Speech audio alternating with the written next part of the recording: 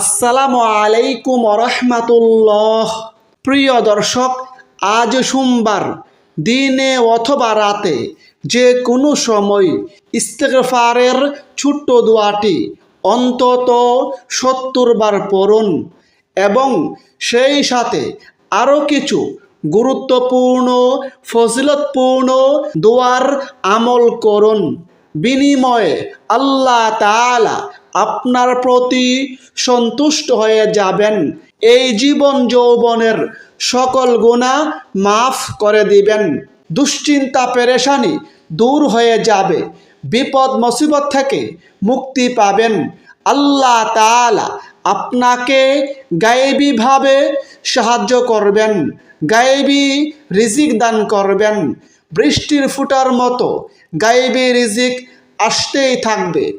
ঋণ থেকে মুক্তি পাবেন, মনের সকল নেক আশা পূরণ হবে, সকল দোয়া কবুল হবে ইনশাআল্লাহ।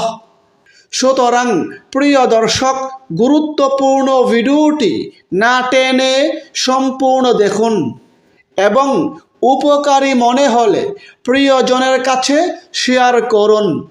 আর আপনি যদি আমাদের চ্যানেলের নতুন দর্শক হয়ে থাকেন তাহলে চ্যানেলটি সাবস্ক্রাইব করে পাশের বেল আইকনটি অল নোটিফিকেশন করে রাখুন।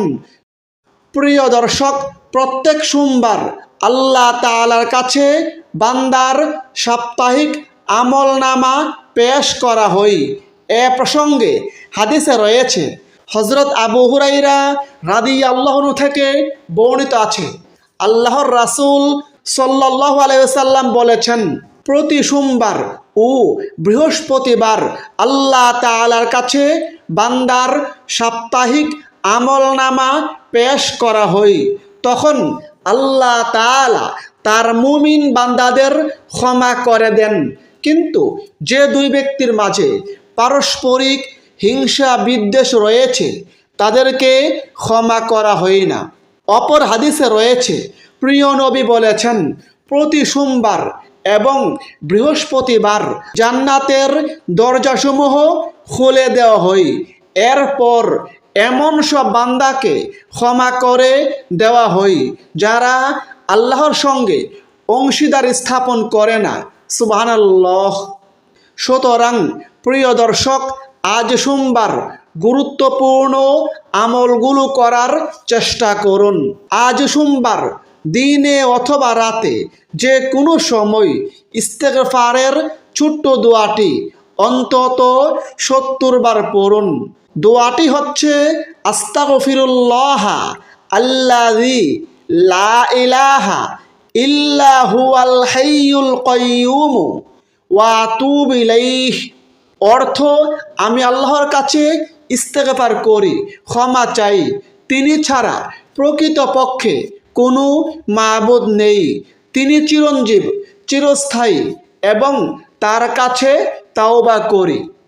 এই দুয়ার ফজিলত প্রসঙ্গে হাদিসে রয়েছে, আল্লাহর রাসূল সাল্লাল্লাহু আলাইহি সাল্লাম বলেছেন, যে ব্যক্তি এই দোয়া পড়বে, এই দোয়ার মাধ্যমে আল্লাহ তাআলার কাছে ক্ষমা প্রার্থনা করবে, তাওবা করবে, আল্লাহ তাআলা তাকে ক্ষমা করে দিবেন, যদিও সে ব্যক্তি যুদ্ধক্ষেত্র থেকে পলায়নকারী হয়। সুবহানাল্লাহ। প্রিয় দর্শক, ইস্তেগফার খুবই দামি আমল, খুবই গুরুত্বপূর্ণ এবং ফজিলতপূর্ণ আমল। ইস্তেগফারের আমলের মাধ্যমে আল্লাহ তাআলা বান্দার প্রতি সন্তুষ্ট হয়ে যান, বান্দার জীবনের সকল গুনাহ মাফ করে দেন। এ প্রসঙ্গে আল্লাহ তাআলা পবিত্র কুরআনে ওয়াদা করে বলেছেন, হে আমার বান্দারা, তোমরা যারা নিজেদের উপর সীমাহীন জুলুম করেছ, অন্যায় করেছ, তোমরা আল্লাহর রহমত থেকে নিরাশ হইও না। নিশ্চয়ই আল্লাহ তোমাদের সব গুনাহ ক্ষমা করবেন, তিনি ক্ষমাশীল, পরম দয়ালু। সুবহানাল্লাহ।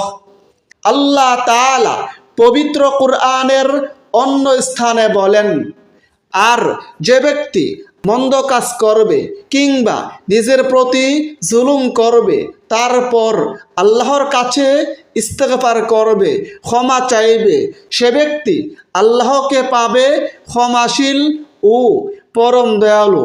সুবহানাল্লাহ। প্রিয় দর্শক, আমরা এই জীবনে চলতে ফিরতে, উঠতে বসতে, কাজে কর্মের ফাঁকে ফাঁকে কতই না গুনাহ করে থাকি। গুনাহ করতে করতে পাহাড় সম পরিমাণ করে ফেলি। গুনাহে জর্জরিত আমাদের এই জীবন। তারপরও যদি আমরা মন থেকে ইস্তেগফার করি, আল্লাহ তাআলার কাছে ক্ষমা প্রার্থনা করি, তাওবা করি, তাহলে অবশ্যই আল্লাহ তাআলা আমাদেরকে মাফ করবেন, সেই সাথে আমাদেরকে জান্নাতে প্রবেশ করাবেন। এ প্রসঙ্গে আল্লাহ তাআলা পবিত্র কুরআনে ওয়াদা করে বলেছেন, হে মুমিনগণ, তোমরা খাঁটি তাওবা করো, আশা করা যায় তোমাদের রব তোমাদের গুনাহগুলো ক্ষমা করবেন এবং তোমাদেরকে এমন জান্নাতে প্রবেশ করাবেন যার তলদেশে ঝর্ণাগুলো প্রবাহমান। সুবহানাল্লাহ। সূরা তাহরিম আয়াত ৮। নিয়মিত বেশি বেশি পরিমাণে ইস্তেগফারের আমল করলে আল্লাহ তাআলা বান্দাকে আরও অসংখ্য নিয়ামত ও পুরস্কার দিয়ে থাকেন। এ প্রসঙ্গে আবু দাউদ শরীফের একটি হাদিসে রয়েছে, নবীজি বলেছেন, যে ব্যক্তি নিয়মিত বেশি বেশি পরিমাণে ইস্তেগফারের আমল করবে, ইস্তেগফারকে নিজের জন্য আবশ্যক করে নেবে, আল্লাহ তাআলা তার সকল দুশ্চিন্তা পেরেশানি দূর করে দিবেন, তার সকল বিপদ আপদ দূর করে দিবেন এবং আল্লাহ তাআলা তাকে অকল্পনীয়ভাবে গায়েবী উৎস থেকে আল্লাহ তাআলা তাকে রিজিক দান করবেন। সুবহানাল্লাহ। প্রিয় দর্শক, তাছাড়া আমাদের প্রিয় নবী প্রত্যেক দিন ৭০ থেকে ১০০ বার ইস্তেগফারের আমল করতেন। এ প্রসঙ্গে হাদিসে রয়েছে, নবীজি বলেছেন, আল্লাহর শপথ, আমি প্রত্যেক দিন ৭০ বারের অধিক আল্লাহ তাআলার কাছে ইস্তেগফার বা ক্ষমা প্রার্থনা করি। সুবহানাল্লাহ। অপর হাদিসে রয়েছে, নবীজি বলেছেন, তোমরা আল্লাহর কাছে ইস্তেগফার করো, ক্ষমা চাও, আমি প্রত্যেক দিন ১০০ বারের অধিক আল্লাহ তাআলার কাছে ইস্তেগফার বা ক্ষমা প্রার্থনা করি। সুবহানাল্লাহ। সুতরাং প্রিয় দর্শক, আমাদের প্রত্যেকের উচিত প্রত্যেক দিন অন্তত ৭০ বারের অধিক ইস্তেগফারের আমল করা। বিশেষ করে আজ সোমবার অবশ্যই গুরুত্বের সঙ্গে ইস্তেগফারের এই দোয়াটি পড়ার চেষ্টা করুন। আস্তাগফিরুল্লাহ আল্লাযী লা ইলাহা ইল্লা হুয়াল হাইয়ুল কাইয়্যুম ওয়া আতুবু ইলাইহি। প্রিয় দর্শক, যারা খুবই দুশ্চিন্তা পেরেশানিতে আছেন, বিপদ মুসিবতে আছেন, দুশ্চিন্তা পেরেশানি থেকে মুক্তি পেতে এই ছোট্ট দোয়াটির আমল করুন। ইনশাআল্লাহ দুশ্চিন্তা পেরেশানি, বিপদ মুসিবত দূর হয়ে যাবে।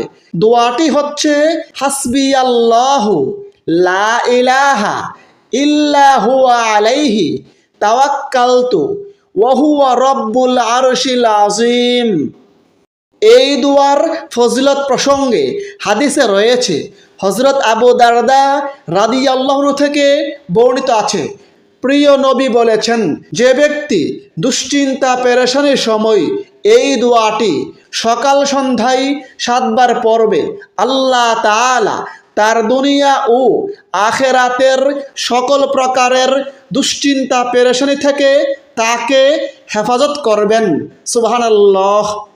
প্রিয় দর্শক, যারা খুবই ঋণগ্রস্ত, ঋণে জর্জরিত, ঋণের কারণে একেবারে দিশেহারা হয়ে পড়েছেন, ঋণের কারণে কোনো কিছুই ভালো লাগে না, তারা ঋণ থেকে মুক্তি পেতে এই ছোট্ট দোয়াটির আমল করুন। ইনশাআল্লাহ আল্লাহ তাআলা আপনাকে গায়েবীভাবে সাহায্য করবেন। আল্লাহ তাআলা আপনার ঋণ মুক্তির ব্যবস্থা করে দিবেন। গুরুত্বপূর্ণ দোয়াটি হচ্ছে আল্লাহুম্মা কফিনি বিহালালিকা আন হারামিকা ওয়া আগনিনি বিফাদলিকা আম্মান সিওয়াক। এই দুয়ার ফজিলত প্রসঙ্গে হাদিসে রয়েছে, যদি কোনো ব্যক্তি এই দুয়ার মাধ্যমে আল্লাহ তাআলার কাছে সাহায্য প্রার্থনা করে, আল্লাহ তাআলার কাছে ঋণ মুক্তির দোয়া করে, তাহলে আল্লাহ তাআলা তাকে গায়েবীভাবে সাহায্য করবেন, তার ঋণ মুক্তির ব্যবস্থা করে দিবেন, যদিও তার ঋণ পাহাড় সম পরিমাণ হয়। সুবহানাল্লাহ। প্রিয় দর্শক, আমরা সকলেই আল্লাহ তাআলার কাছে দোয়া করি, কিন্তু আমাদের কাহারো দোয়া কবুল হয়, আবার কাহারো দোয়া কবুল হয় না। হাদিসে নবীজি এমন একটি দোয়া সম্পর্কে জানিয়ে দিয়েছেন, যেই দোয়ার আমল করলে আল্লাহ তাআলা দোয়া কবুল করেন, আল্লাহ তাআলা মনের সকল নেক আশা পূরণ করেন। এবং হাদিসে সেটিকে ইসমে আজমের দোয়া বলা হয়েছে। ইসমে আজমের দোয়াটি হচ্ছে আল্লাহুম্মা ইন্নি আসআলুকা বিআন্না লাকাল হামদু লা ইলাহা ইল্লা আনতাল মান্নানু বাদিউস সামাওয়াতি ওয়াল আরদি ইয়া যাল জালালি ওয়াল ইকরাম ইয়া হাইয়্যু ইয়া কাইয়্যুম। ইসমে আজমের ফজিলত প্রসঙ্গে হাদিসে রয়েছে, হযরত আনাস রাদিয়াল্লাহু আনহু থেকে বর্ণিত আছে, একবার এক ব্যক্তি এই বাক্যগুলোর মাধ্যমে দোয়া করেছিলেন। তখন নবীজি বলেছিলেন, এই ব্যক্তি ইসমে আজম দিয়ে দোয়া করেছে, যার মাধ্যমে দোয়া করলে আল্লাহ তাআলা বান্দার দোয়া কবুল করেন, যার মাধ্যমে আল্লাহ তাআলার কাছে কোনো কিছু প্রার্থনা করলে আল্লাহ তাআলা বান্দাকে তা দিয়ে থাকেন। সুবহানাল্লাহ। প্রিয় দর্শক, এবার আসুন এই দোয়াগুলো কিভাবে পড়বেন এবং এই দোয়াগুলো পড়ে কিভাবে আল্লাহ তাআলার কাছে প্রার্থনা করবেন, মুনাজাত করবেন, সে সম্পর্কে সংক্ষেপে বলে দেই। আজ সোমবার দিনে অথবা রাতে প্রথমে অন্তত 2 রাকাত সলাতুল হাজতের নামাজ আদায় করুন। সলাতুল হাজতের আলাদা কোনো নিয়ম নেই, অন্যান্য নফল নামাজের মতো করে 2 রাকাত সলাতুল হাজত আদায় করুন। তারপরে এক জায়গায় বসে চুপি চুপি প্রথমে ইস্তেগফারের এই দোয়াটি অন্তত 70 বার পড়ুন। আস্তাগফিরুল্লাহ আল্লাযী লা ইলাহা ইল্লা হুয়াল হাইয়ুল কাইয়্যুম ওয়া আতুবু ইলাইহি। তারপরে দুশ্চিন্তা পেরেশানি থেকে মুক্তি লাভের এই দোয়াটি অন্তত 7 বার পড়ুন।